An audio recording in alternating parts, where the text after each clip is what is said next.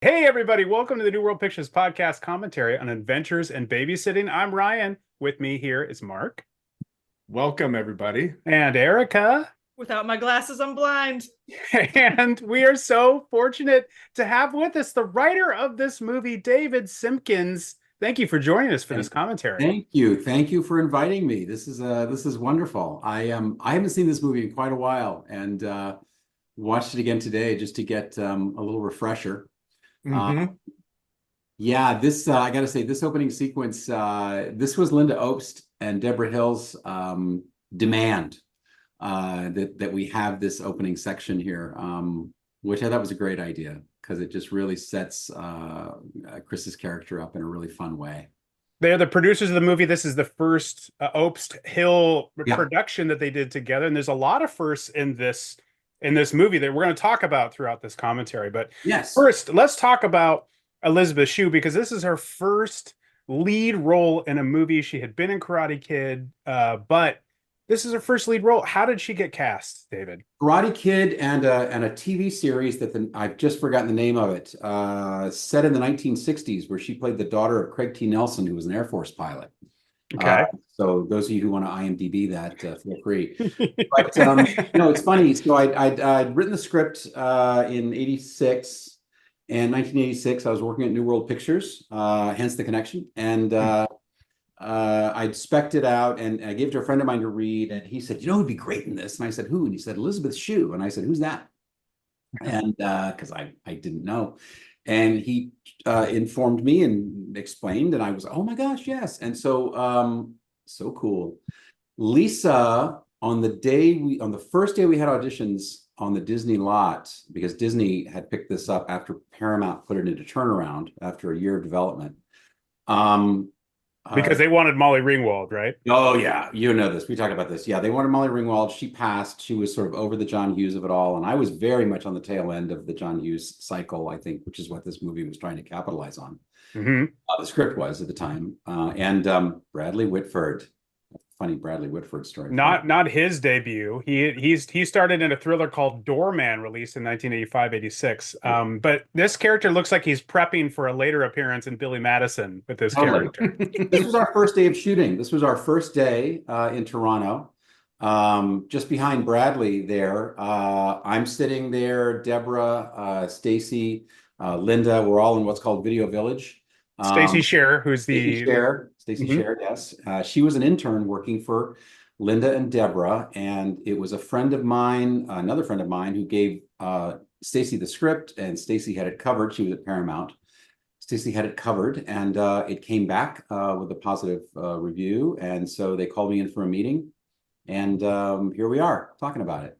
Yeah. It was pretty frictionless, the whole thing, how it all went down. Very much a fluke, and spoiled me for how I thought my career was going to go.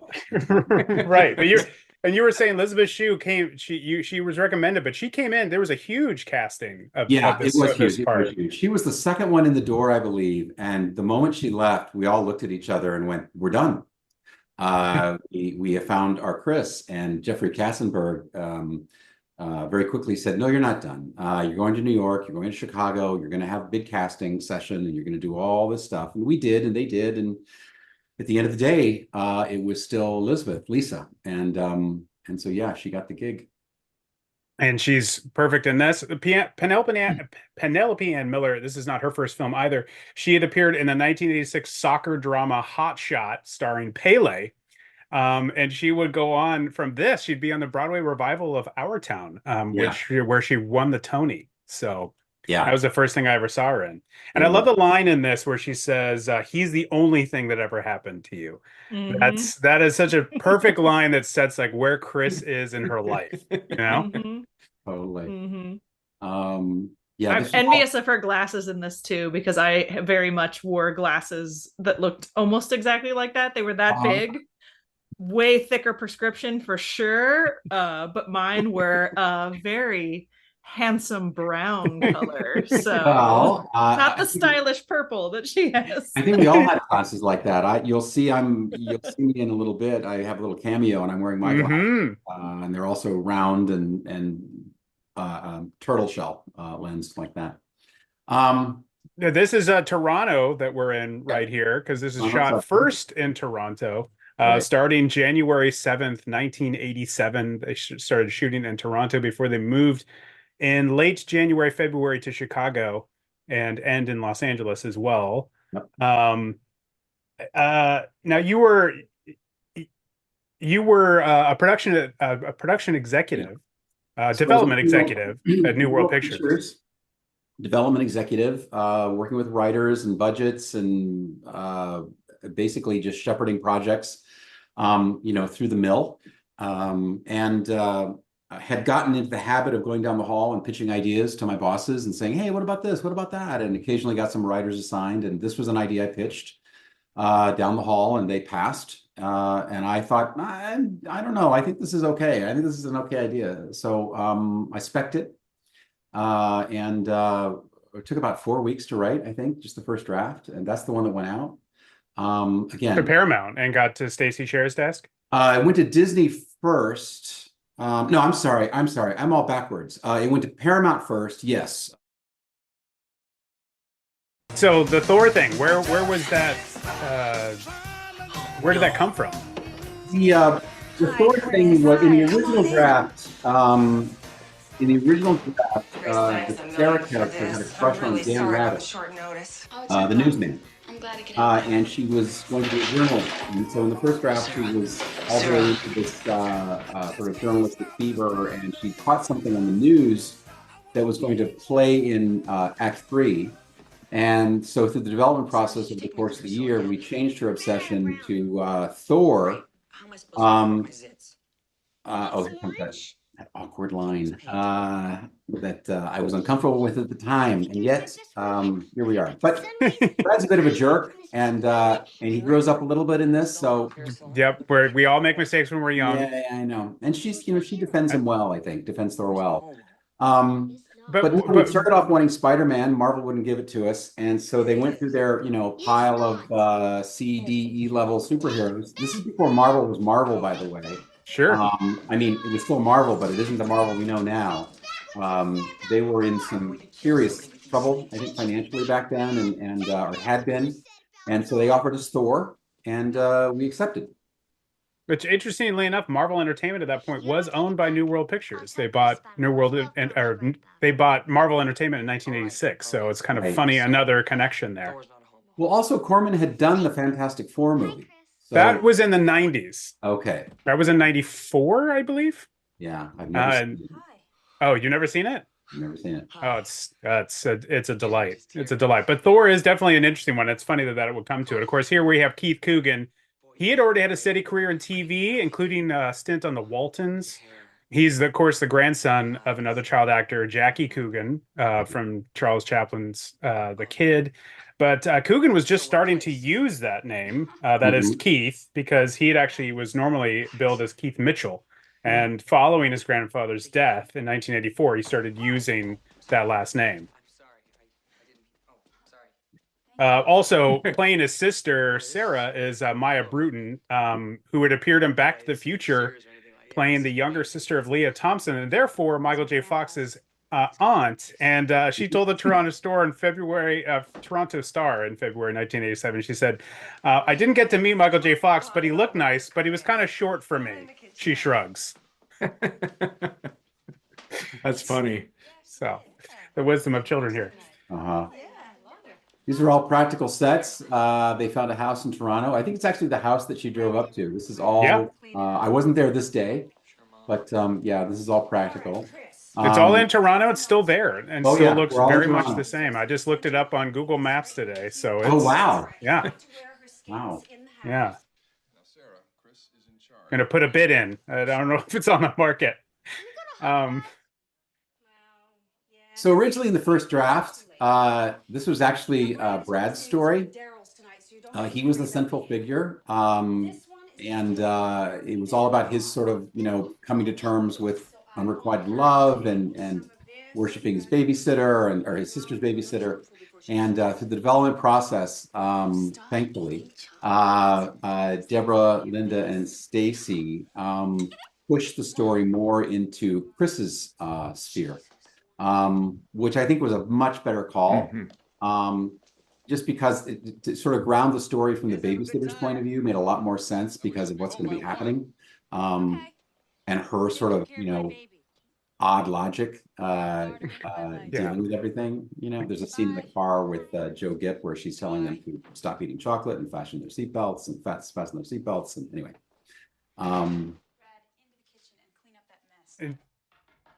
So you would develop the script at Paramount, but you were actually in the office with Deborah Hill and Linda Oakes. Yeah, I was in that office with them for a year. We worked on the script, I want to say, for about 8 or 9 months, maybe a little more. Anthony Rapp, his first movie. Yeah, he'd just come off the Chicago theaters, the Chicago stage with All My Sons, I believe.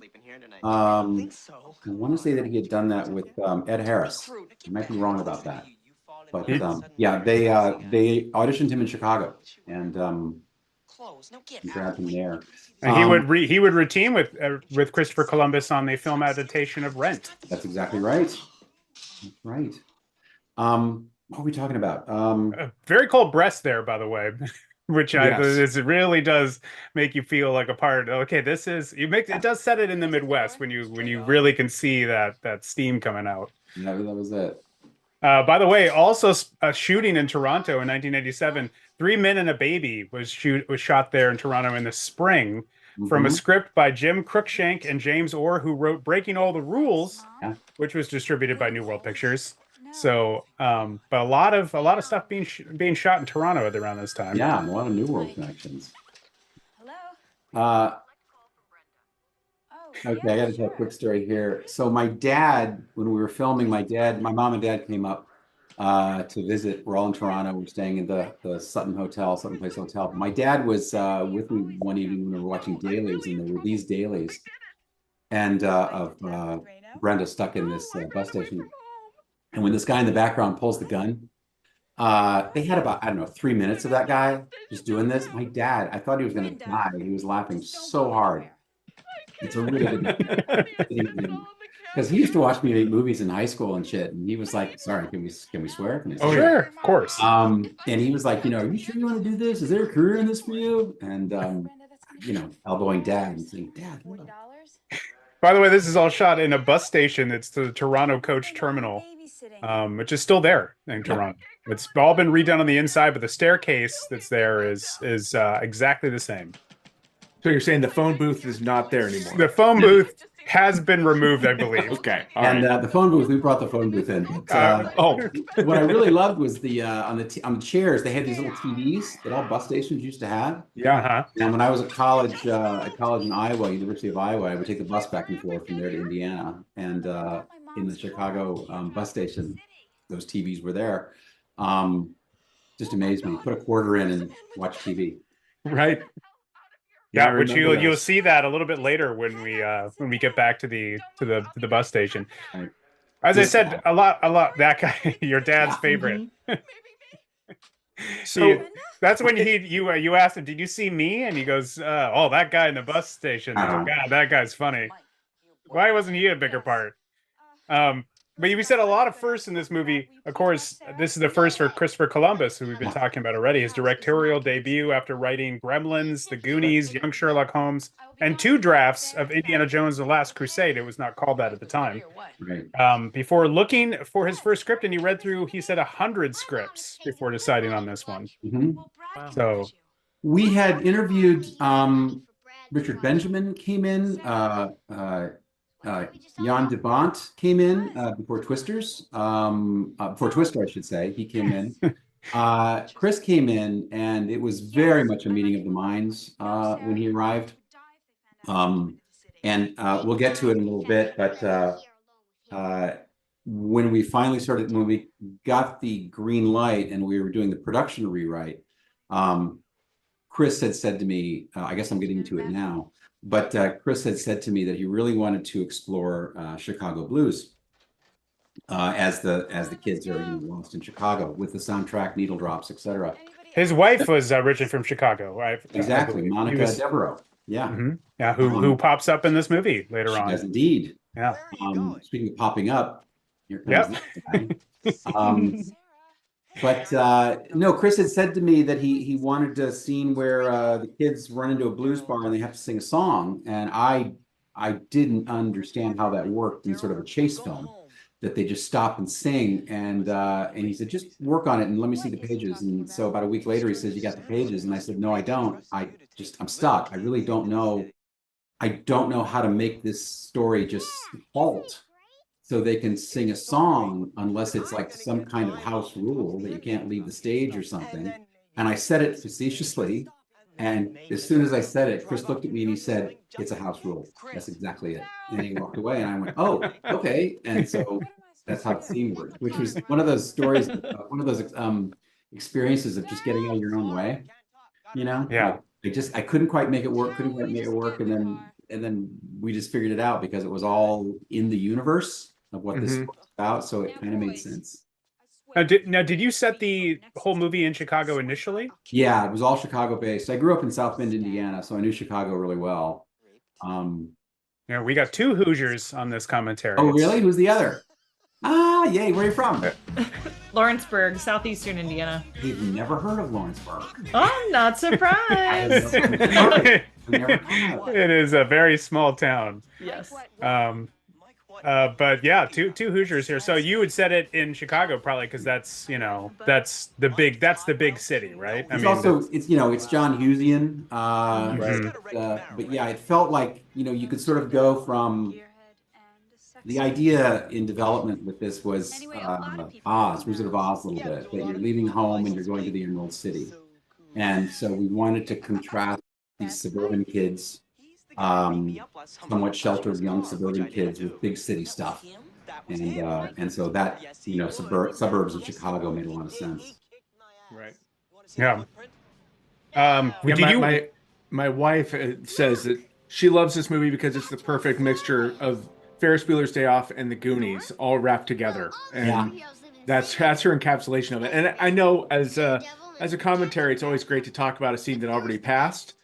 But I have to say that before they get in the car, having Halloween playing on the TV in the background. Oh, yeah. Chef's kiss little touch. That was Deborah Hill. She put that on there. Of course. Perfect nod to her. It was I got to tell you guys, it was such a blast working with all 3 of them, Stacey, Linda, Deborah. It was my first film. I was 27 years old. I really had no clue what I was doing. And it could not have been more supportive and more nurturing, and so it was a dream come true, honestly. Everybody was we just had fun. It was every day. It was like, okay, what happens? What are they doing now? Where can we go? Oh, that. So Lisa actually went to the Playboy offices, and they did a shoot with her. Wow. So that was a tasteful shoot. Yeah, sure. We were using honest to God Playboy photographers and setups and set light. It was the whole deal. So that was a very exciting day for her, I think. But anyway, yeah, it was a great experience. But yeah, so I don't know where I was with this. You had read Ferris Bueller's Day Off. Oh, that's it. That kind of sort of gave you inspiration, right? You had read that script. Right. So I read the script and was so amazed by it. And I've said this before in other places, but it was as if John Hughes had put like a big roll of paper in his typewriter and just didn't stop. It just Jack Kerouac style. Totally. And so I read that script, and I'd just seen the movie After Hours, and when you're working as a development executive, you're always sort of trying to figure out what to do, what's next, what's a good mashup. And so After Hours with Ferris Bueller, I just thought, why not? So kind of did that.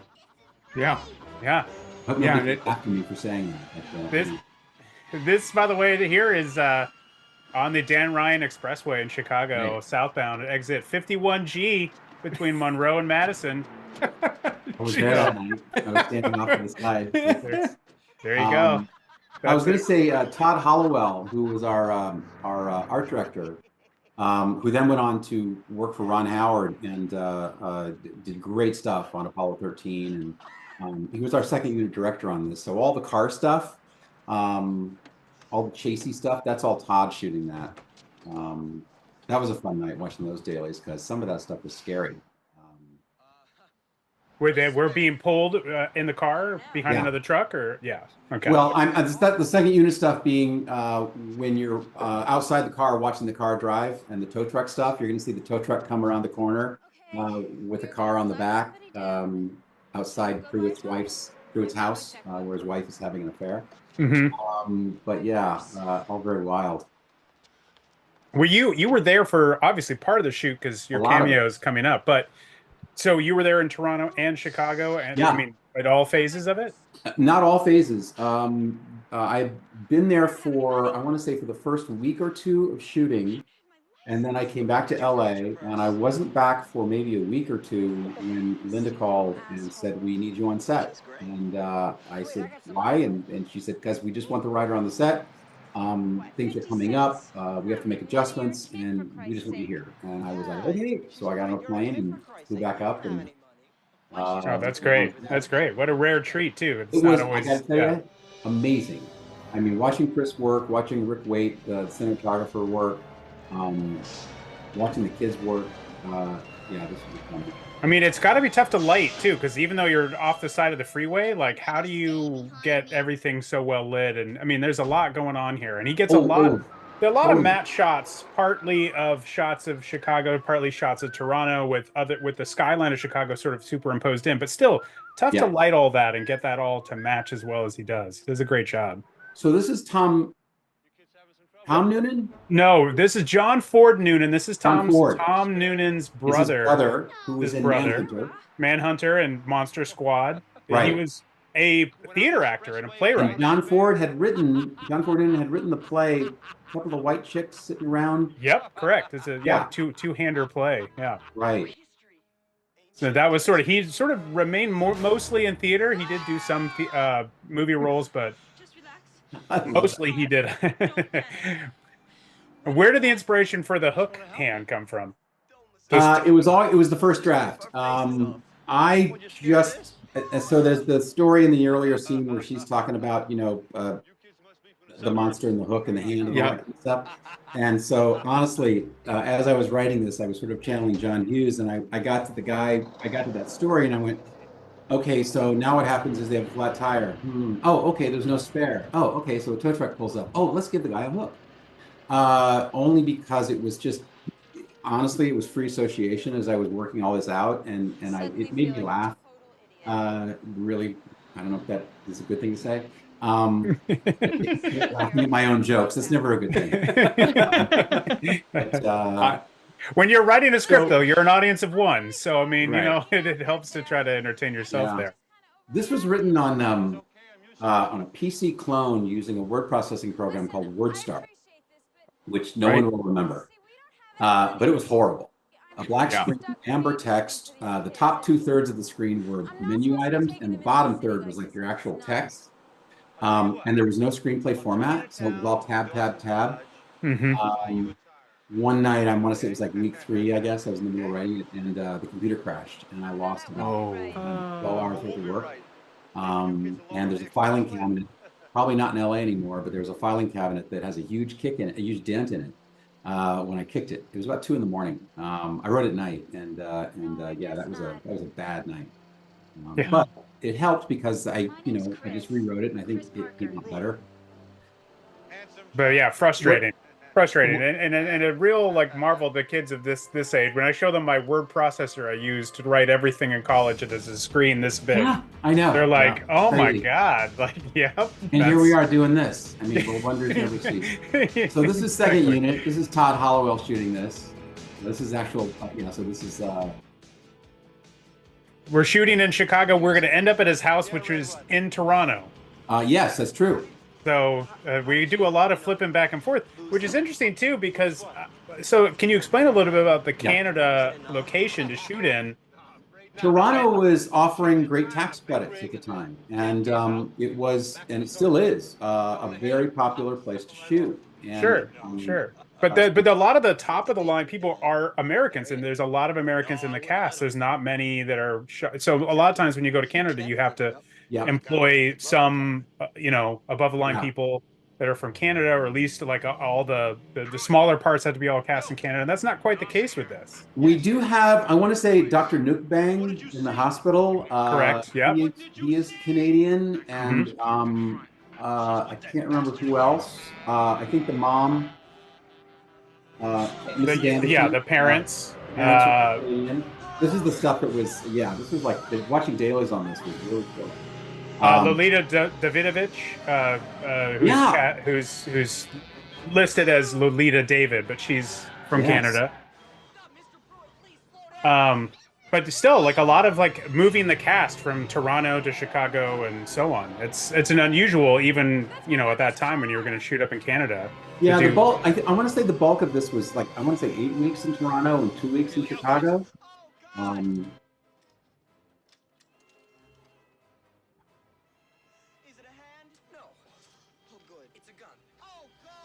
And so you joined up a couple weeks after they started shooting. No, I was there for the first few weeks in Toronto. Oh, okay. I took a break and then came back for the last few weeks in Toronto, and then was there for Chicago.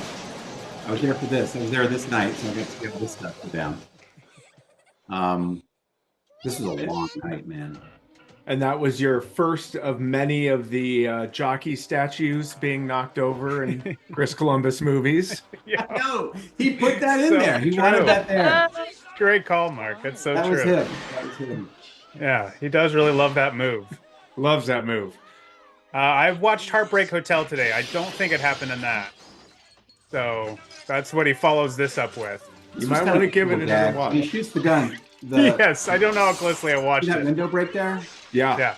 That was, they shot a ball bearing. They had a big piece of plexiglass behind the window and then a real piece of glass in front of it. So they fired a ball bearing at it. So if you look at that again, you can see a little smudge mark where the plexiglass didn't break. Thankfully. Yeah, that's still quite a dangerous way to do this. It was, and it was, prior to that going off, I want to say there was about an hour of setup, with the second team in there for lighting. And I'm not even sure if they did a test fire, but we put all the kids in there, and then it was, fire in the hole, and bang, and that went off. This actor, whose name I cannot remember, was a friend of Deborah Hill's. Which one? The guy in the fight right now? Yeah, the adulterer. Yes. I was going to ask too, with the tow truck driver, the sort of suspicious yet friendly laugh that is interjected. Again, I'm talking about scenes we've already passed. Was there inspiration behind that, or did he just come up with that? No, that was him. He just, what a great guy. He was so nice and so funny and really, really good with the kids. No, he was just having fun. Yeah. I just love that. Like, you don't know if you can trust him, but yet he seems friendly. It's a great touch. Another good touch I really like here is the good bad guy here, which is Joe Gibb, played by Calvin Levels. He was another theater actor, a lot of theater actors. Yeah. And he appeared in a 1985 miniseries called The Atlanta Child Murderers. Yes. That's what sort of Wayne Williams, the serial killer. Yes, right. It was based on real events. He was great in that. He was so creepy in that. Yeah, he had lost a lot of weight for it, so he's having a much easier time on this one. But sort of playing like I'm a bad guy, but I'm a nice guy. I'm not going to hurt anybody. So this is Toronto. We're still in Toronto here, and this chop shop we're about to go into. About 4 or 5 days before they shot this sequence coming up, Todd Hollowell and I are, he's at so we had production offices in Toronto, and it was late. It was about 10 o'clock at night, and we were shutting up, and he was going to drive me back to the hotel. And he said, do you want to see the chop shop set? I said, great. I didn't see it. So we drove over there, and we drive into this chop shop set. And it was, this is me, I'm 27. I was blown away, because it's this whole magical thing where you dream this stuff up, and then this is what Todd said. It's kind of amazing, isn't it? It comes from here, and there it is. Yeah. And then to see it actually, working. I don't know. And it's a great set, because they also have to build a place for them to climb up above it, and so it had to be his levels. incredibly impressive, in person, not to mention on screen.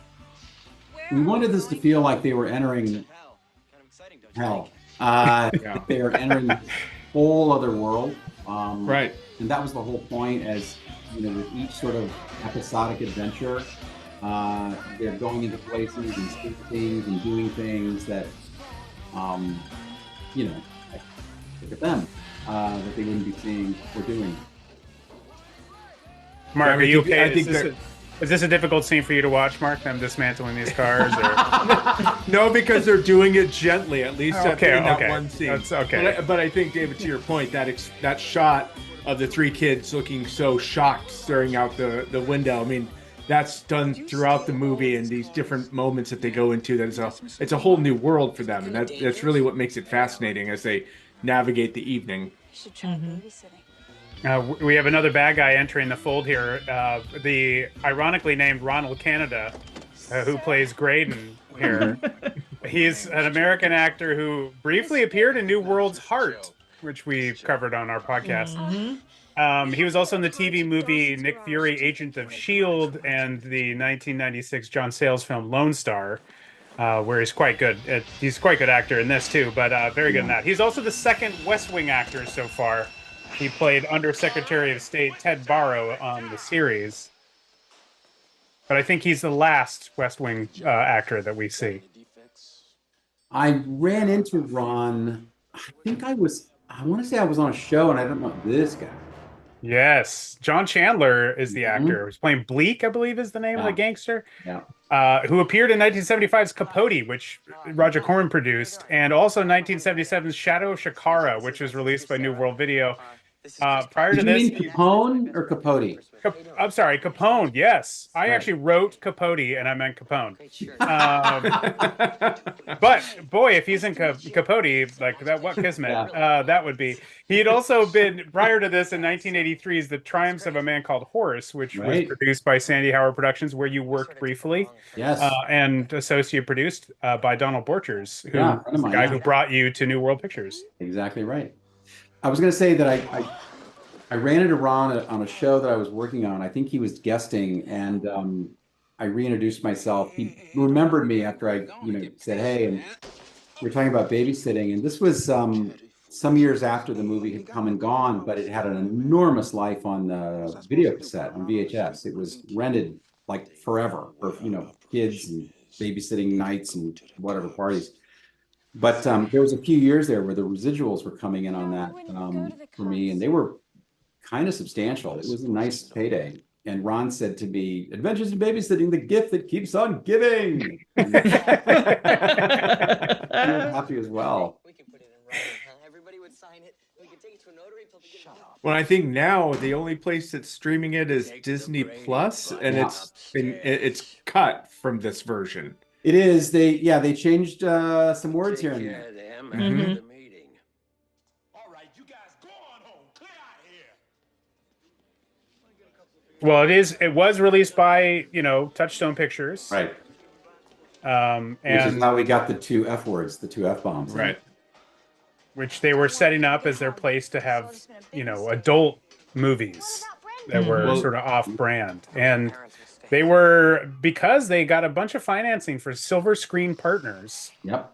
That was basically who set up all the money, and that's how they got to afford this. And plenty of movies in 1987, they go through a whole bunch, including Tin Men, Ernest Goes to Camp, Benji the Hunted, Fake Out, Can't Buy Me Love, Hello Again, 3 Men and a Baby, as I said, Good Morning Vietnam. That's just from that money in just 1987. Right. I love this scene. And here's the TVs you're talking about, where you could put in a quarter and watch it and put down her glasses. Erica can really relate to this moment. Yeah. There's a moment coming up where Brenda finds what she thinks is a cat. And it's a rat. And we were trying to figure out how to place the camera and see this blurry shot. It's only on frame for on the screen for 2 seconds, if that. But we took Brenda's coat, and I put my left hand in one sleeve, and I Penelope or somebody else might have put their right hand in the other sleeve, and the cameraman was right between us, and we both went in and grabbed this animal together. It's only there for a second. And then the next scene, we'll get to it. It's an odd scene, and I don't know why it's in the movie, except that they liked it, but we'll get there. I wonder, is this moment where we're cutting off Cleveland, is this sort of like a dig handed by Chris Columbus, where he just kind of wanted to... I don't think so, because he's from Ohio, right? Yeah. Yeah. Not Cleveland no, specifically, but it may have, but I don't remember any specific dig. terrific set here to go up to the next level. I read an article where Deborah Hill called this the North by Northwest scene. Well, thanks, Deborah. I was curious if this scene shot to the way that you wrote it, or was it wrapped around like the way the set was built? No, it's exactly how I wrote it. Oh, great. Yeah. It's a great scene. And I think there's a shot from their backs looking, that's all the stunt actors. That's all the stunt people. And then I think, I wasn't there for this, but when they're there, there are platforms below them. I wasn't there this night. It's a good joke. Great joke. Great joke. What I really dig about this movie is, and if I can pay you a compliment, David, is that I love the economy of how things get going. It has just enough setup, just enough to get into the characters, and then we're right into, we have to babysit, we're right into, I gotta go get my friend, we're right into the car blows up, you know, it's just everything sort of gets right into it. It has such a lovely, I wish I could take pace. credit for that. That was, again, that's Deborah Linda Stacy. You know, specifically, I think Deborah, having so much experience and so much skill and talent at this, she would very humorously and gently sort of move me along, you know, do we need this? I think I told you guys in another podcast that I had, I'd added a character, a day player, and she came into my office having read the pages, and she says, I'm not paying somebody to say, hey, you. Right. Like, oh, okay. Right. And so that was sort of the mandate, was to just cut the fat as much as possible. And also, I have to say this, that that guy really drinks that coffee. I know. I also love that that could have been a really hammy moment where he looks back at the cup and like, what is that? And just blow right through it. Where he doesn't care. He's used to really bad coffee. This made no difference. There's a process shot right there. And here we are on a set in Toronto. Yeah.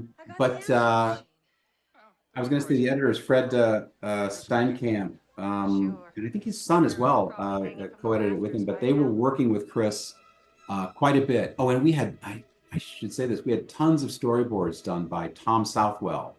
And a lot of these storyboards, a lot of the frames you're seeing are literally from the storyboards. And Chris worked with him hand in glove to make sure that everything flowed, everything came together. Look at that, stunt people. And so Fred, the editors were also with Chris sometimes on set, but always on his speed dial. And they would tell him specifically, in these sequences, you're going to need this, you're going to need this, you're going to need this.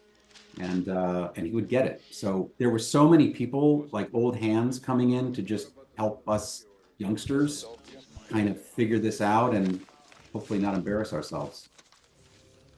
Well, there's a great grab of the Playboy magazine. Was that always in the script too? The Playboy magazine part, was that from the first draft? I honestly can't remember. I've got the first draft downstairs. I should go look. I don't think so, but maybe yes. I honestly don't remember.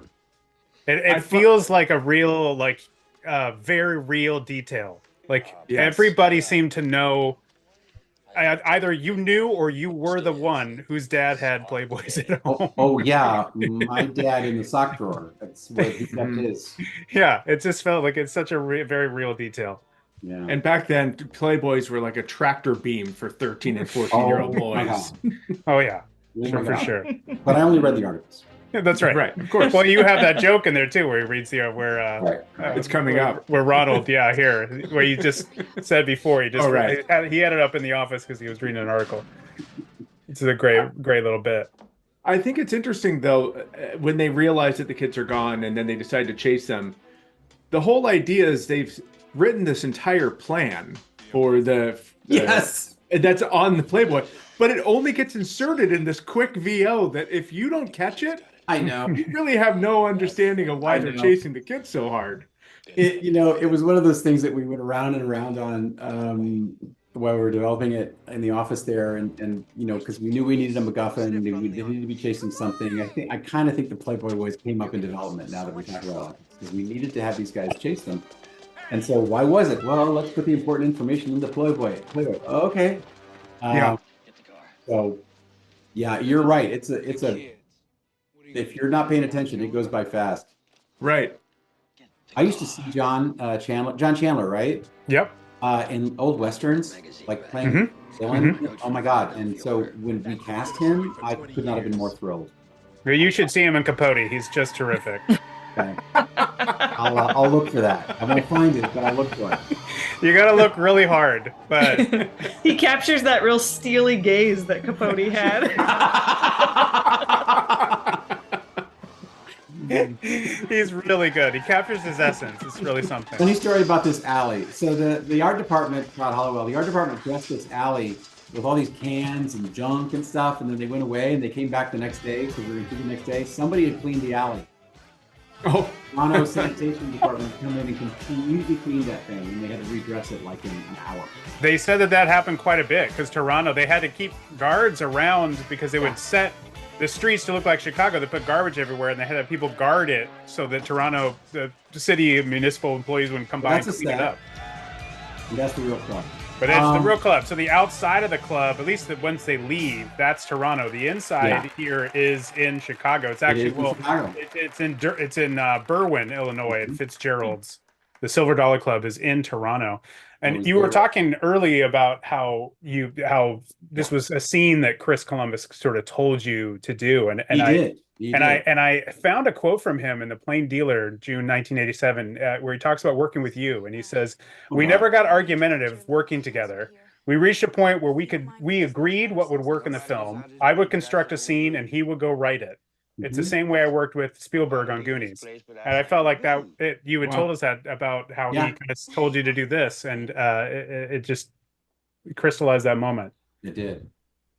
And this is Albert Collins, who plays the front man, and he is a real blues musician.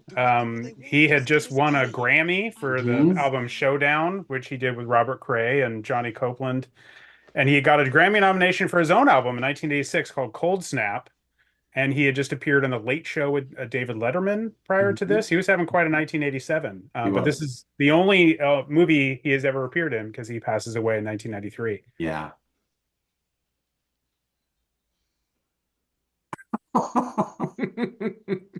Oh, she sells it so well. I know. Everybody does. I mean, this is the scene. This is I mean, that's why we all got quiet. There at the back of the stage, I'm back of the club with my friend Steve, my best friends. Steve and I, he's out here with me, lives out here. He doesn't live with me. We've known each other for like over 50 years, Steve and I. But he came to visit me on the set, and so we're standing at the back, and again, both of us are just pinching each other. Like, can you believe this? It's like crazy.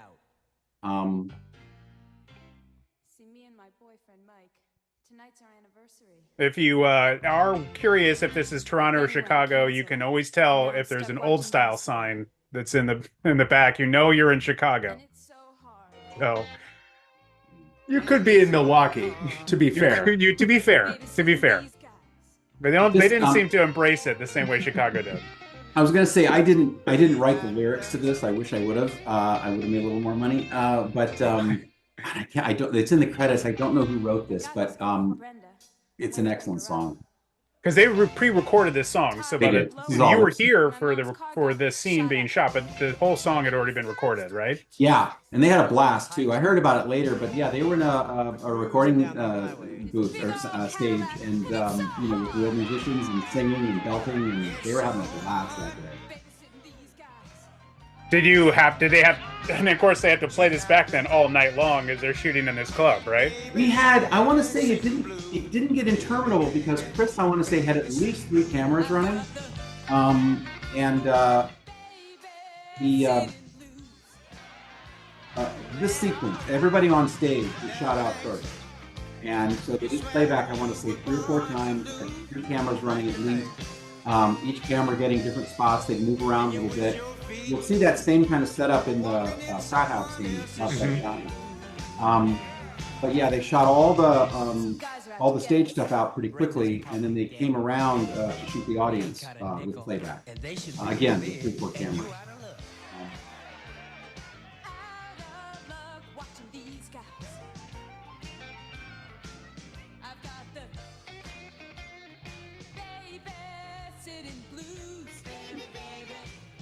So once you come up with the scene, does that mean that Chris is like, well, let me get somebody to do the lyrics of the song, and we'll worry about the song later? Yeah, we knew what the rules were, house rule. So we wrote the whole run up to it, and the A side and the B side, and then we knew where the song fell, and when that went off to a composer and a lyricist and an arranger. They put all that together. That was recorded. I want to say, I'm not even sure when that was recorded. Either before shooting started or somewhere in the middle of shooting. I don't know, honestly. And then on the day when it was scheduled, they got in, and here we are. Yeah, I want to say this didn't, which I could be wrong, but this seemed to go pretty fast this night. We started in the day and then into the evening.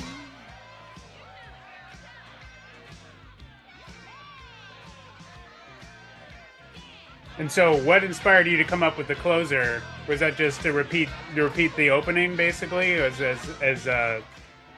Ron comes up and gets asked to sing the blues?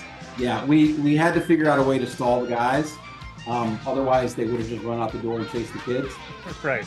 So, yeah. And at that point, Albert Collins kind of suspects, I think, what's going on. He's in a little trouble.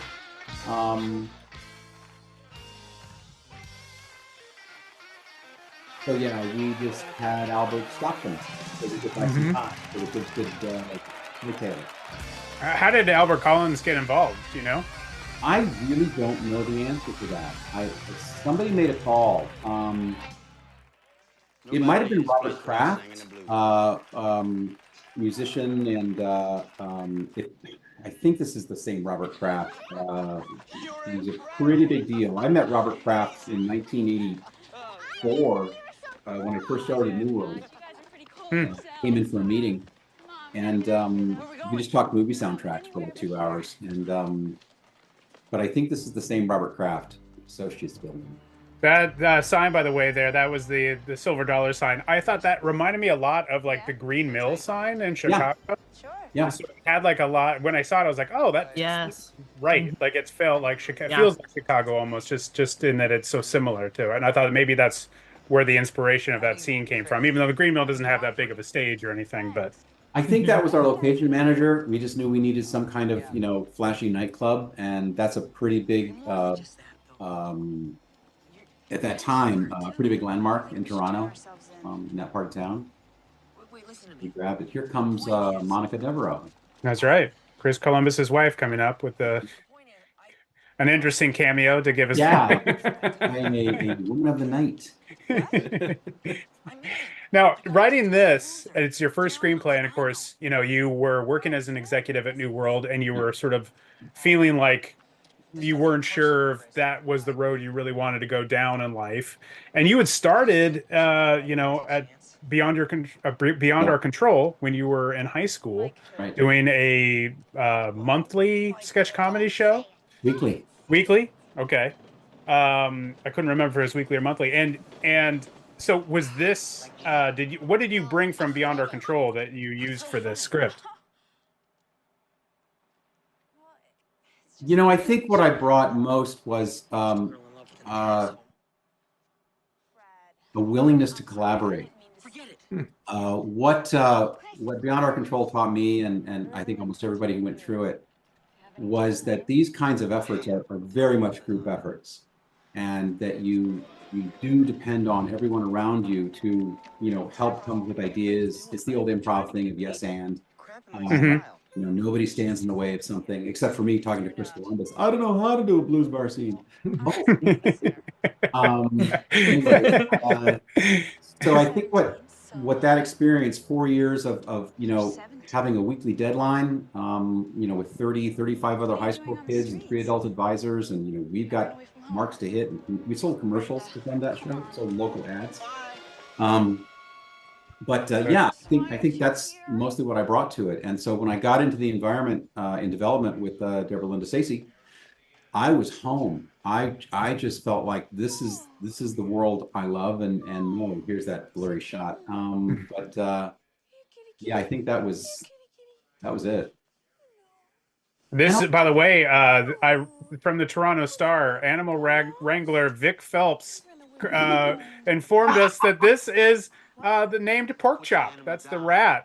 He was found at an obesity clinic in Ontario, where it weighed in at 2.5 pounds. Most only weigh a half. Wow. And it was on a test diet of potato chips and Coke.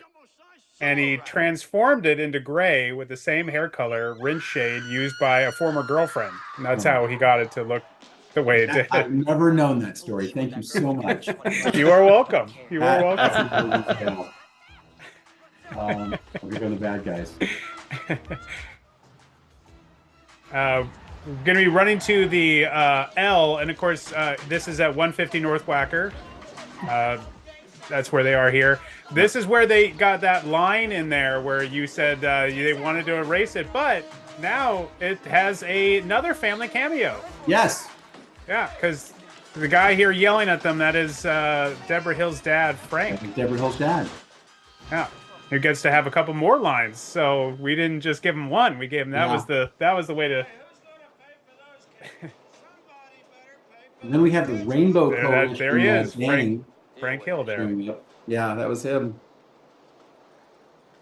They're not at the where they come up through the L. This is not the stop they actually get on the train. But hey, it's all right. But they will get off the train at this exact same stop. Oh, really? I didn't know that either. But Frank won't be there. Ryan's a well-known historian of the CTA and knows all the ins and outs. I mean, it's taking all my power not to tell you more stories about the wonderful L train and its history. God, killing me small. Never in my time in Chicago did I ever have a big gang party. This felt like semi-inspired to me by the Warriors. Was that at all? Yes. Was that at all like? Yeah. Some either that or I was waiting for them to start snapping, and it was going to be the Jets and the Sharks. It's very cartoony. And do you know who the lead gang guy is? No. Who is it? Oh God, I hate myself. He became a very famous television director. And I want to say he might have been directing while this was shooting. That's him. Clark Johnson? There you go. Yeah. Google IMDb on Clark Johnson. You'll see a lot of credits there. Homicide, Life on the Street. I think he's still an actor, I think, maybe, as well as a director.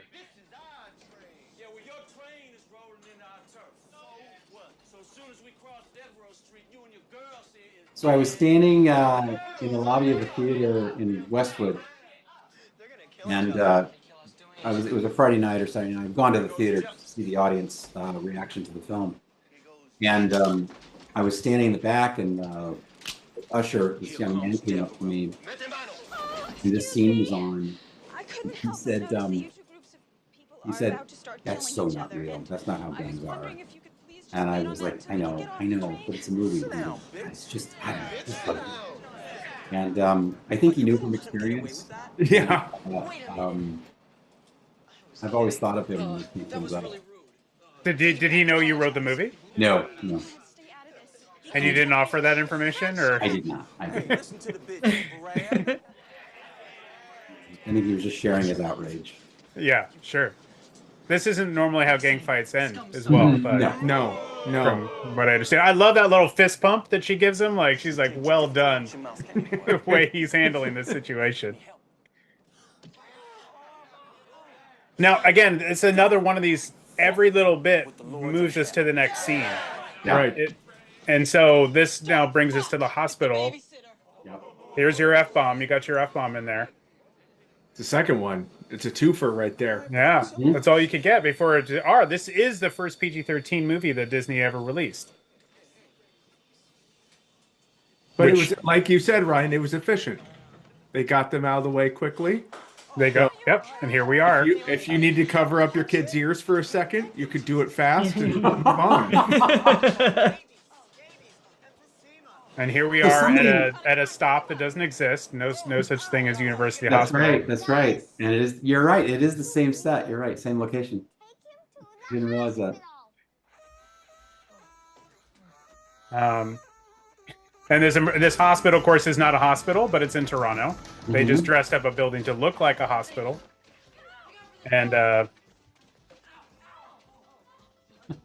It looked like they really did slam his foot into the wall, though. Yeah, that looks really good. That looks good. They did a good job there.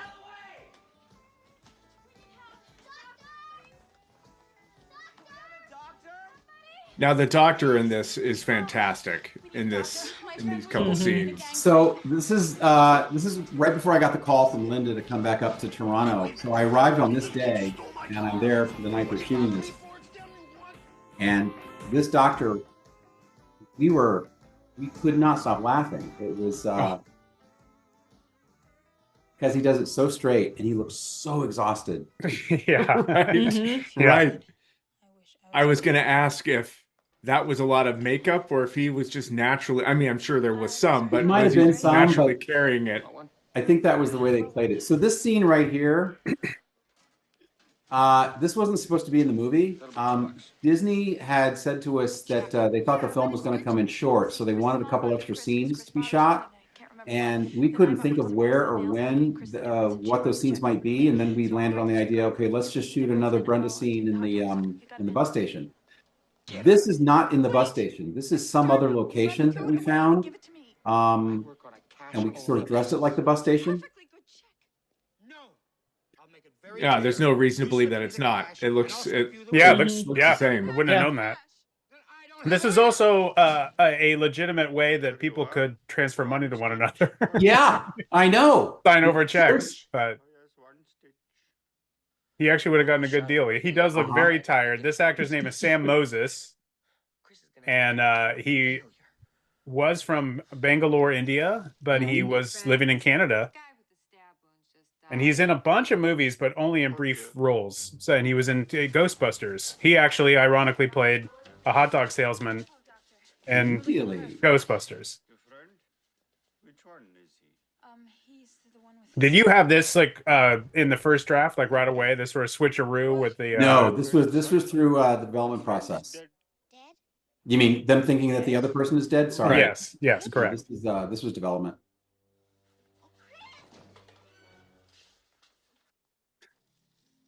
It's not lost on me that the little sister's more worried about Chris than her brother, who well, she gives him a big hug here. You're right. It was lost on me. I think all of us at the time. Daryl, why are you hugging me? Brad, don't you ever die on me. Ever. Okay. I won't. What's going on? What happened? Oh dear, you're her friend. She's fainted. Now you once this movie came out, when it debuted in July 1987, that's a pretty quick turnaround. Yeah. Starting in January and ending up in July. Yeah, we had a hard delivery date for summer of '87. So you were already locked in to July 3rd. I don't know if it was July 3rd, but I think we ended up opening right up against Dragnet, and we got creamed. Dragnet did open. It's July 3rd. They were number one. Spaceballs. Yeah. Inner Space also opening that same weekend. Adventures in Babysitting opened 9th, but the next week jumps to number 5, so it leaps up. Yeah. From week 1 to week 2. Yeah, we word of mouth carried us up there. Yeah. And it still becomes, a financial success. Particularly once it hits video. I wanted to say,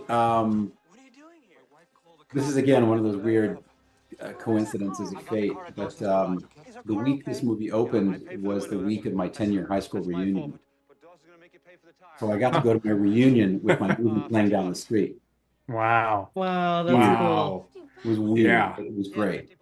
That's cool. Yeah, that's great. That's super cool. My mom and dad were over the moon. It was like, as mom and dad would be. Sure. It was, it was great. This is why I've never gone to a high school reunion. You're waiting for your movie to come out. The other thing, too, somebody told me at the time that this was playing in a multiplex with, and you know why I'm saying this, with Full Metal Jacket.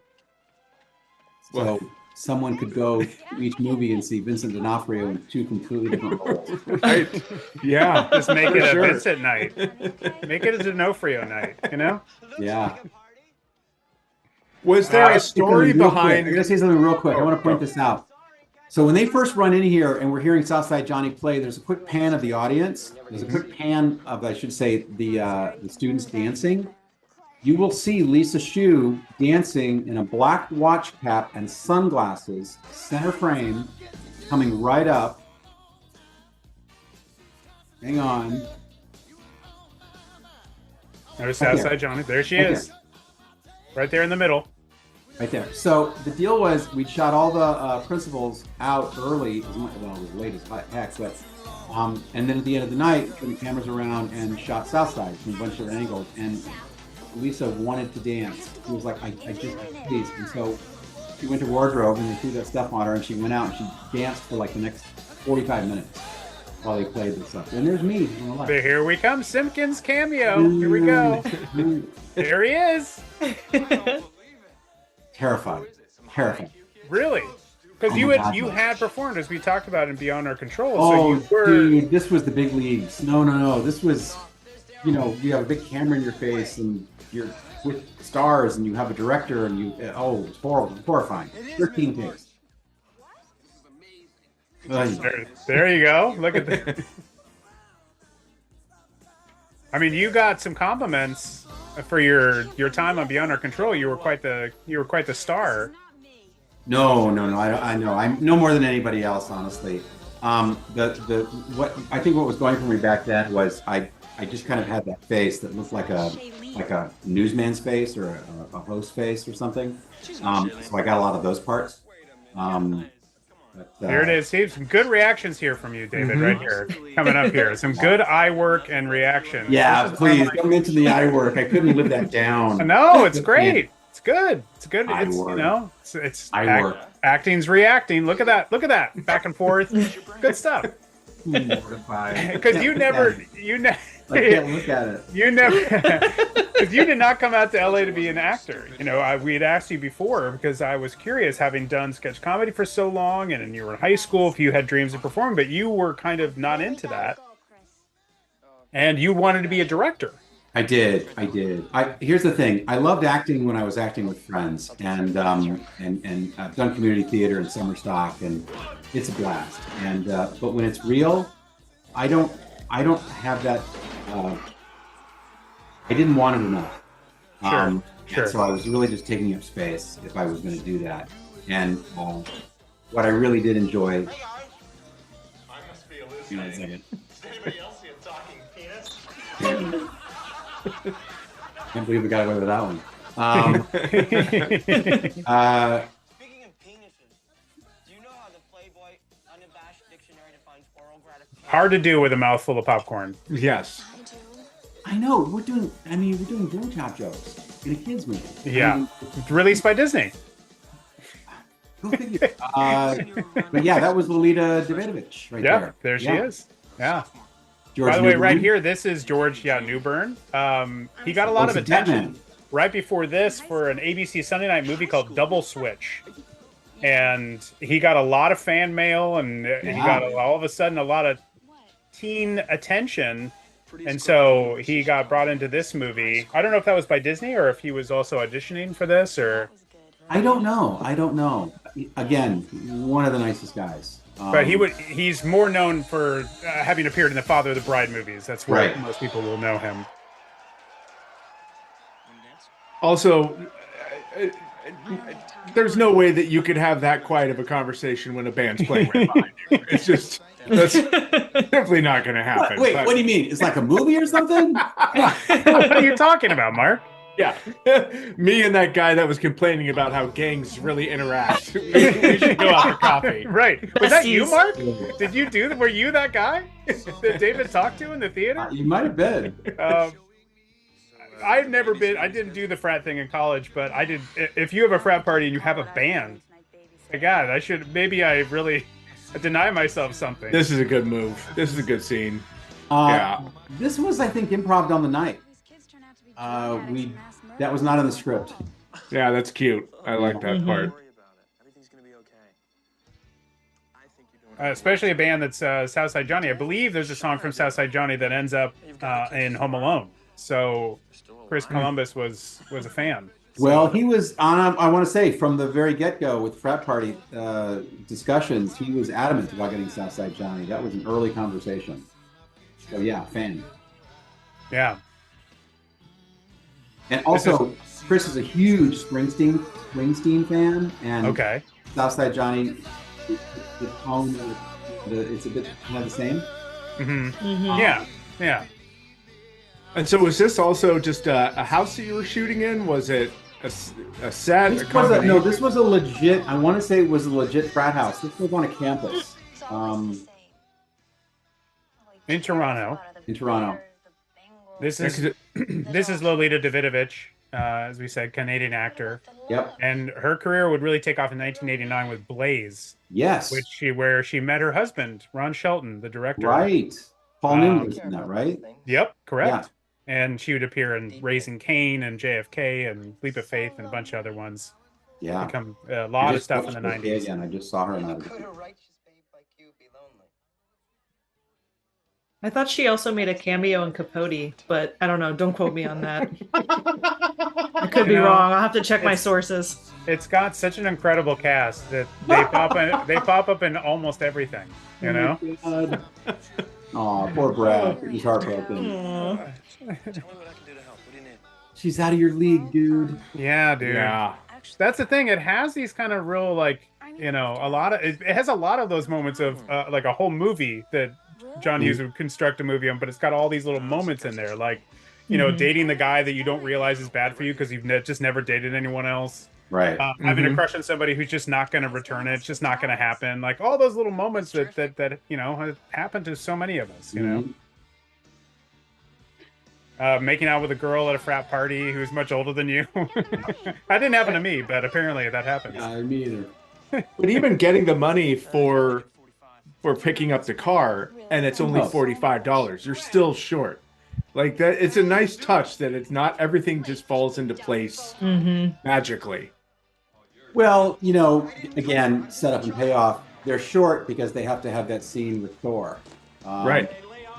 And that's what that's about. But it sets it up nicely, and it's a nice touch. Also, a time when Rolling Stones. There you go, right in there. There was a time in the 80s where you actually could ask around and try to gather up $45 in cash. That would be like, it's like a horror film now. If you had to, you have no money, you have no cards. Let's talk about cell phones in cash. You know, this movie wouldn't exist if we had cell phones. Sure, of course. Yeah. Plus, back then, if someone hit you up for $40 in '87, that was like $150 today. Yeah, it's a lot. Oh my God, I remember having those conversations with the team, which was like, you know, how much should it be? What should we cost? What's real? Oh my God, yeah, we literally went around on that. This is the outside location there was Chicago. Right. I'm not sure about the inside. That might be another shot. I don't remember. I was not there this night.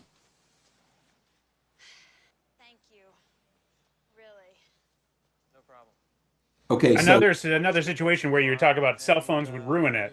Yeah. You have this moment of sort of will they, won't they, that you could just kind of go, oh, I guess we don't know because he's not going to get any of our information. right. And, if you had cell But phones, you could. sorry, I keep hitting the mic. There's a moment that happens off screen.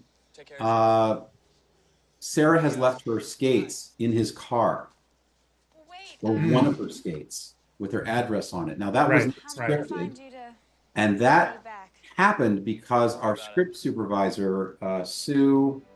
Maybe I'll see you again. Oh, I'm terrible. It's Souix. I can't remember her last name, Sue. Hang on, I need to find this because it's worth talking about. I'll find it. You keep going. Okay, you find it. There's a scene coming up later where the kids were running on the street and they're approaching the Associates building. And after we shot that sequence, Sue came to Chris and I, and she was so distraught. And she said, I screwed up. I forgot to track the skates, which are supposed to be in her backpack or hanging off her backpack or something. And they weren't there. And it caused a little bit of a problem because we had this continuity issue that we thought was important. And then Chris and I huddled for about 5 minutes and we said, hey, let's just have her leave the skates in the car and their address is on them, and that's how we know where to go. The end of the movie. So it became one of those fortunate accidents that helped us figure out a problem we've never really solved, which is like, how did we find out where she lives? Yeah. Oh, wow. Sue Richards was her name. Thank you so much, Sue Richards. You bet. Yeah. Here he is. And here's Vincent D'Onofrio. He had already shot Full Metal Jacket. He had shot Full Metal Jacket where he put on 70 pounds for that role. And then in the 9 months post that, he lost all that weight. And now plays this not as his character in Full Metal Jacket. And then after this, he goes on and he appears in Mystic Pizza, which was written by Amy Holden Jones, who directed Slumber Party Massacre and Love Letters for New World Pictures. There you go. Yeah. It's all a New World. It's just all roads. All roads. All roads. If I, that's why I always have to have the New World connections. If I didn't have the New World connections, it would all be CTA connections. I would all, that's what I would be bringing up. But that's a different podcast. Brown line to the purple, you get up north. Anyway, that's another podcast altogether. You have to transfer Belmont, or you're going to take the purple all the way to the end. That's right. Oh, I forgot that many times. It's obviously a wig that that he's wearing there, but appropriate for Thor. What's this? There's $45 here. we had about, I want to say we had like 4 or 5 of those winged helmets for Maya. In any a difficult thing to get at that time, being at that time, growing up as a real comic book nerd myself, I never saw any of those kind of Thor helmets. Oh no, we made them. Yeah. You made them. Okay. Oh, yeah, they were made in the prop shop. Yeah, because that was a formed plastic. Seeing that as a kid, you're like, wow, that you can get that somewhere. Mm-hmm. Yeah, it's very cool. We should have sold them. Yeah, if only Disney had thought of that. Well, now they can, since they own Marvel. I know they could. They could so do it now. Was there a story behind everyone having Hemingway high jackets? I mean, no, I don't know if that was not me. I think that was art department or conversations with Chris. Hemingway being from Chicago suburbs. I think that was the connection. Oak Park. Yeah, that's where he has a house there. I've toured it. Yeah. I just didn't know if there was maybe some other story behind that. No fun backstory. Just another Chicago thing, I think. Here, he forgives $5. He's not the guy from Full Metal Jacket. We're okay. Nope. Wouldn't that be horrible? Oh, there was a second there. It could have gone either way.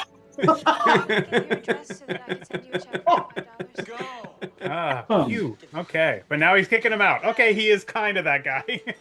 All right, now we're off to the bus station, right? Also Right. keeps late hours. Like, thank God. I really, He does. yeah. Crazy. That is. I need to find a mechanic who goes late hours. And second unit. John Hollowell stuff. Good work, Joe Gipp. There's more second unit work, I imagine. You know, now that I'm seeing the principals, that might have been Chris, but I have a feeling it was second unit. Again, back to the Toronto bus station. Uh-huh. This is how she gets her glasses back. Mm-hmm.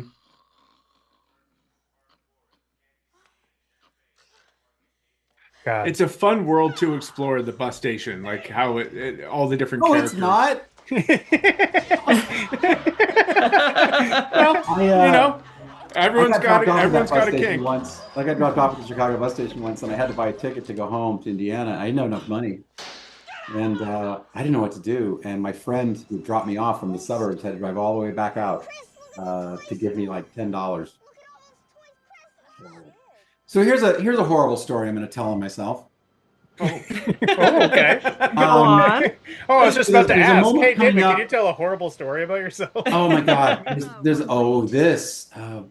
Bradley Whitford. Oh, I have a horrible story about Bradley Whitford I'll tell on myself too. So where I live, or where I used to live, I sold that house, but where I was living at the time, I was outside doing something, and this guy is coming down the sidewalk. He's got a dog, walking a dog, and it's this guy, and he's got this big white beard, and I look at him, and he looks kind of familiar, and I realize it's Bradley Whitford.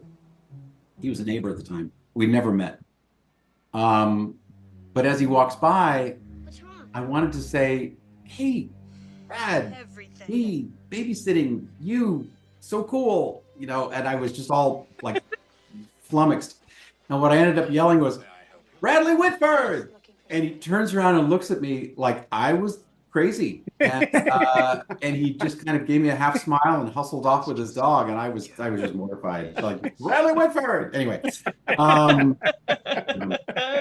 So there's a moment coming up where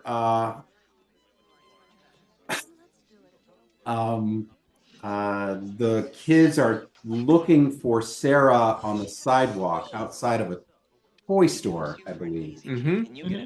And I'm on the set that night, and you know, I'm all, I don't know what I am. I'm on the set, and Lisa and Anthony and Keith are kind of cutting it up over there in the corner, waiting for Chris to call action. And they're, you know, having fun and telling a joke or something. They're laughing, and then Chris yells action, and suddenly they sober up and they start running down the sidewalk yelling Sarah, Sarah, or whatever. And I was a little miffed because I didn't think that they were taking the moment seriously. Oh. I thought that they should have been, like, you know, preparing for that, not cutting it up. So after cut, I went to Lisa's trailer, and she's sitting in there with Anthony and Keith and Sarah, and they're talking. And I walk in and I go, "Hey, I wanna talk to you guys about, you know, like being the character and blah, blah, blah." And I was all like full of myself, and I made my little speech and I walked out, thought, okay, I've done my bit. Not 2 minutes go by, one of the PA grabs me and says, "Lisa wants to see you in her trailer." And I go back, and what I'm expecting is she's going to say, "You know, Dave, you're right." I walk in and I got my ass handed to me by professional working actors who basically told me that I really don't know how their job works, and that, you know, they appreciate my concern, but out. And not only was that right, but the fact that I went to them without going to Chris first, the director, huge no-no. Huge no-no. But I don't know what I thought. I thought I had some right to sort of come in and direct them about some little moment that is literally on screen for maybe 3 seconds. And anyway, never made that mistake again. Yeah. So lesson learned here. Yeah, that was just young, dumb, and Dave. You know, that was me. This is where we're really getting some Billy Madison style acting from Bradley Whitford here. Bradley Whitford. We'll just scream it every time he comes on screen. Bradley Whitford. But I won't. This fancy restaurant outside was in Toronto. It no longer is there. But the inside, is that in Chicago? The inside of this restaurant? I do not know. I was there for the outside. I was not there for the inside. I could not find where the inside was. I believe this actress is from Canadian, so that makes me think that this was in. If Bradley's in the scene, it's probably Toronto because we more than likely shot him out as quickly as possible. So yeah, that was huge. We had that thing on the corner right there. The bus ad there. Yeah, the toy store. This is Young, Dumb, and Dave. This is the scene I'm talking about. Oh God, still mortifies me. And so this though was a shot by Chris though. Then you're saying because if you went around Chris to go talk. No, Chris then called me out later. We had a conversation about it later. He basically, don't do that again. Yeah. Process shot. The process shot there. That's called the Associates Building at the time. It's now called the Crane Communications Building. It had just been built in 1984. This is it. So right before they run into camera, they were cracking jokes. And that was it. Literally on screen for like 2 seconds. I, got my panties in a bunch. You stomped, stood your ground. Finally using Thor's ape here.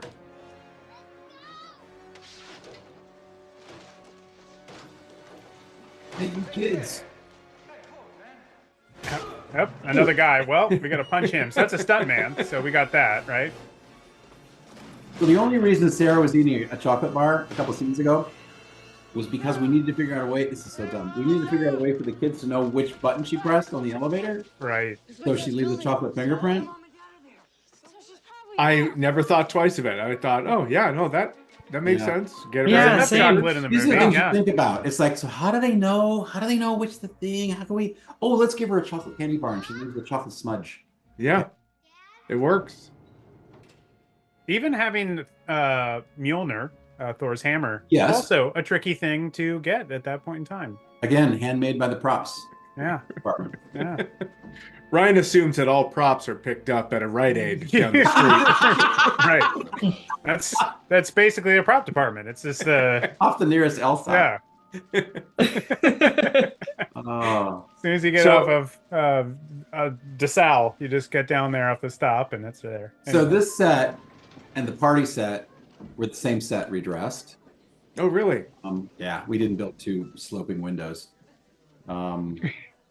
Now you're going to see my mom and dad. You're going to see Chris Columbus's mom and dad. You're going to see Linda Ope's mom and dad. You're going to see Lisa Shu's dad in this party scene. And I wish we could freeze frame. I'd show you all of them. But yeah, for this party scene, we invited all our families. So everybody showed up. Oh, that's lovely. That's cool. Yeah. But not Deborah Hill's dad. He got the Yeah, no, he had his shot. Yeah, he got a special scene. So we used a company called Intravision. They no longer exist, but Intravision did the very famous shot in Stand By Me with the kids running on the train trestle and the train following them. Jumped off the tracks, and they also did a shot for the Chris Columbus script with Aiden Quinn and Daryl Hannah. What was that movie? Motorcycle movie? The name of it? Chris Columbus movie? Yeah, it was Chris Columbus wrote it. He didn't direct it. Right. That was like his very first script you're talking about. But this is an Intravision shot where they did this kind of really cool front projection. Reckless. Thing. Reckless. Actors right in the foreground and stuff going on in the background. Not dissimilar to what Kubrick did in the opening of 2001 with the front projection of the Dawn of Man landscapes.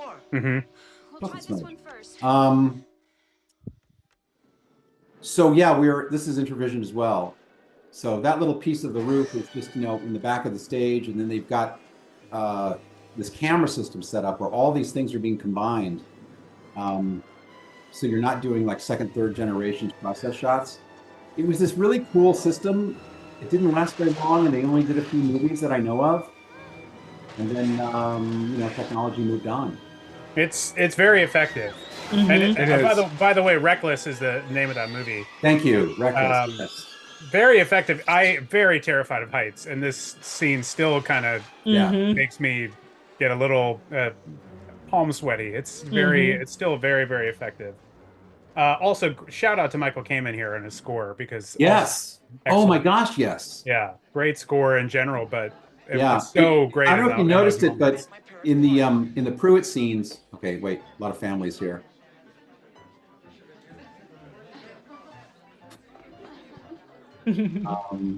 Anyway, in the Pruitt scene, John Ford Noonan was whistling a little tune as he walked Yeah. around, and Michael Kamen picked that tune up and used it in the score. Oh, that's Oh great. wow. And John was just improvising that little whistle, and Michael used that as his theme, I think.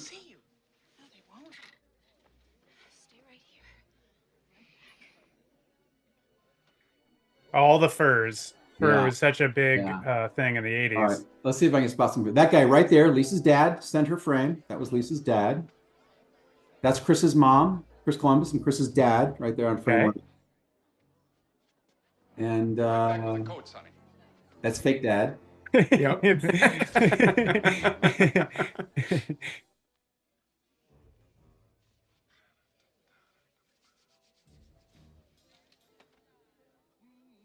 They don't have somebody checking the coats. That's interesting. Yeah, I was a day player. Deborah Hill wouldn't let me write it. Yeah, sure.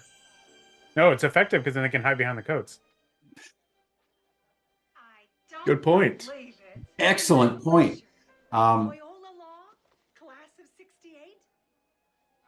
Sorry, wrong guy. Honey, we really should be going. Your parents, David, have they not? Yeah, I haven't seen him yet. Oh, okay. Come on, let's go. Oh, come on, honey. Chris, As it- I'm out. One more. My dad doesn't Okay. until next As I week. mentioned, this was a successful movie, obviously, and we talked a little bit about the fact that there was a sequel for a time. You guys were throwing around ideas, Yeah, various, various adventures in. adventures in real estate or adventures. Well, the one we were working on was Adventures in Honeymooning. that was the one that Oh, that sort of lasted the longest. It did. We actually had paperwork drawn up on it.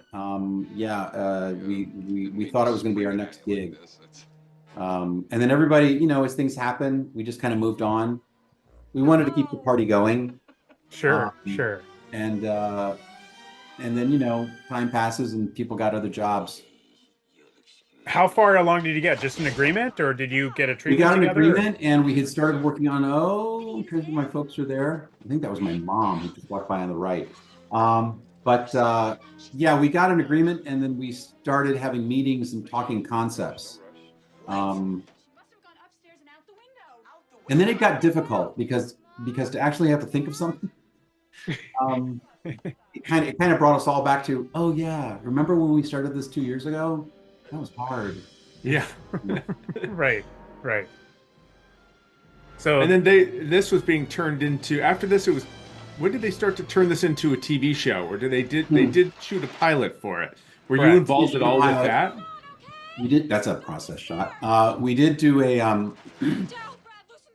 We had the Writers Guild strike in 1988, I believe, and we were in the process of setting this up at CBS. And the strike happened, and 5 months, 8 months, I can't remember. That put it on hold. Strike ended, and then we all went back to it. And we were partnered with a producer on the Disney lot named Greg Antonacci, also an actor, who had a great turn in Boardwalk Empire, playing Capone. He comes back again, playing Capone's mentor in Chicago. He was a Chicago mobster. But Greg was the. it would have been good if he played Capote. It would have been a little No, more it's compelling. Capone. But that's just me. Greg was That's the me. producer who had a lot of TV experience, and so Disney partnered us up with him, and we wrote a pilot, shot it, and it was ill-conceived at best, because we didn't know how we were going to do an adventure every week on a sitcom budget. Right. It didn't really track. It does air. It did air. It like did on go midnight. on CBS. No, but on CBS, July 7th, 1989. It aired at 8 o'clock as the Okay. lead-in to the network TV debut of Lady Hawk. Oh, wow. Yeah.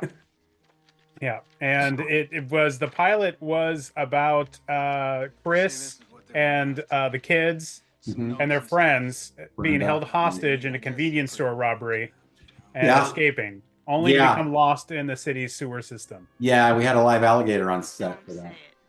Wow. Wow. Well, in terms of trying to figure out what to do on a week-to-week basis, I think you got it. That was pretty great. That sounds good. But you only shot the pilot. It didn't go to Yeah, series. we just shot the pilot. Yeah, but you did co-write it, so I did. right? Okay. And was that right after this comes out, or close to it? Or Close to, again, movie comes out in 87. Then so what is that, summer of 87? We get into the fall. Then we have the strike. And then we, shot it in 88, aired in 89. Is that what you said? Mm-hmm. Mm-hmm. So, yeah. It Yeah. was shortly after. I mean, Disney was pretty hot to keep this thing going. Right. And this part, is this all shot in LA, or No, this is. I know the process shot, all the shots you were talking about with Sarah outside. Those that were all was in LA. LA. That was the Intervision soundstage. Mhm. Yeah, in I want to say in the Valley, in Los Angeles. Oh, there's those plans. Right. Yep. There you go. Car plans. It was the Philadelphia order, all written Yes. down right Exactly. there. Again, Hollywood, second unit. Okay, they're gonna pick up Penelope Ann Miller at a bus stop, which is in Chicago, but no longer there. Oh, really? It actually closed that year in 1987. So it's no longer there. But once they pick her up and get her in the car, we are going to go by a theater marquee, which has a lot of significance for us on the podcast. So just give it a minute here. Okay. We're going to round the corner here. Oh, it's Burger King. Here we go, right here. Death Before Dishonor. Right there on the marquee. Yep. From New World Pictures. I saw it. I noticed that last night when I was watching it. Playing with the Kindred. So, wow. Well, that's where I would have been going. Two great stuff there. And now it's the big chase to get home in time. Yeah. Look at this. The sort of Ferris Bueller moment, which, you'd said you'd read the script and it was an inspiration. Siskel and Ebert, when they reviewed this film, they were split on it. But Siskel really liked it. And he actually said that he thought it was more entertaining than Ferris Bueller. I don't think I'd go that far. Which they Disney used in like their ads for when it's coming out on home video. So so you beat your inspiration there, David.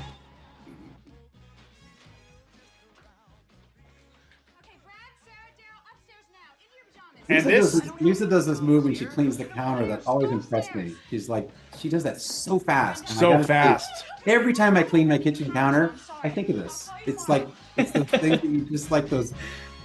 I want to call it an earworm, but it's like a memory worm. She's also got to be just cursing it because like he didn't clean up any of the noodles or any of the stuff he was supposed to have done. Huge mess. Have done that a while ago, and he clearly did not. Oh my God! Mom and Dad are home. Oh. You literally wrote this while you worked at New World, and this then got you out of New World. Yeah. Right before they were about to fire you, correct? Yes, you remember that story. Yeah, it had been sent out, and there was talk. I had an agent at this point, and there was talk that Paramount was going to option it, but they were going back and forth, and what was the purchase price, and first-time writer, and blah blah blah blah. And one of my bosses called me in and said, "Hey, how's that going? Are they gonna buy it and option it?" And I was like, "I think so." And this was like on a Thursday or Wednesday. And he said, "Well, I hope it happens because on Monday the big boss is gonna fire you." That was Bob Rainey who was running. Wow. And so on Monday I was gonna be fired, and on Friday they optioned the script, and I got to quit. Wow. Wow. What a happy ending there. Yeah. And I was fired, honestly, because I was doing a horrible job. I just wasn't into it. I'd been there 3.5, almost 4 years, and I was ready to leave. You had found the script for Children of the Corn as it fell out of a closet. A closet, yeah. Yeah, a couple years before that. But you had sort of felt like you lost direction about what you were doing, what the company wanted to do, and you Yeah. Yeah. I think I'm retired. Well, it was shortly thereafter things were starting to tighten up financially. So whether you were inspired in your role or not, you probably would have found the same results. Well, I think what I realized was I as much as I initially enjoyed working on other people's projects, development, I really wanted to do something on my own. Sure. And that wasn't going to happen unless I made something happen. So I started to try to do that. For giving me what was probably the greatest night of my life. No. So far. I think I had that same headboard. I think you did. Me too. I think you did, Mark. Me too. Yeah. That's your headboard. That's my I just headboard. realized there were two like boys' beds in that room and a lot of cars on the wall. Whose room is that? Right. Well, it's not hers because her room is filled with Thor stuff. Yeah. And I guess So, Brad's- is it a guest room? Brad, I don't know. Brad has a brother that we've never met, apparently. Yeah, that's where the guest room where they have guests when they spend the night, I guess. And here's the How did you know that Sue Richards. Sue Richards, right?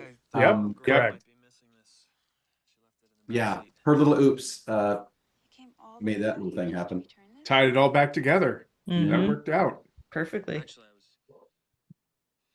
Oh, So you did can- you, because you didn't have the script initially following Chris as much, Mhm. how did your script originally end? So Dan Rather had done a news story in the original draft because she has a crush on Dan Rather. Dan Rather had done a news story on a gang of jewel thieves, and there was no George Newbern character in it, but the kids ended up getting involved in a jewel heist, and they ended up with the jewels somehow. I can't remember this really, and they honestly I can't remember. I don't know how they got home, but they did. But thank God. One of the first things Linda said to me when I had a meeting with her, Linda Oakes, we're sitting in her office, and she said, "So there's a few things I think I'd like to discuss possibly changing in this," and I was like, "Oh please God," and we.